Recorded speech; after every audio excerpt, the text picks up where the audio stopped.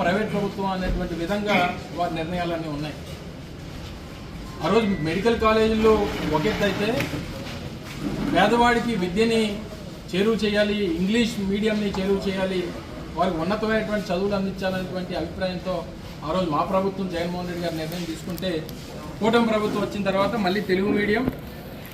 దేనికి తెలుగు మీడియం అంటే ప్రైవేట్ పరంగా నడుస్తున్నటువంటి పాఠశాలలు ఏవైతే ఉన్నాయో వాటికి మేలు చేయడం కోసం, ఏ నారాయణో లేకపోతే చైతన్యమో లేకపోతే ఇంకోటో వారికి మేలు చేయడం కోసం రాష్ట్రంలో ప్రభుత్వ పాఠశాలలో ఇంగ్లీష్ మీడియం అవసరం లేదు, టోఫెల్ ఫౌండేషన్ అవసరం లేదు, వాళ్ళకి ఐబీ సిలబస్ అవసరం లేదు, వాళ్ళకి డిజిటల్ విద్యను అందించాల్సినటువంటి అవసరం లేదనేటువంటి నాడు నేడు స్కీమ్ అవసరం లేదు.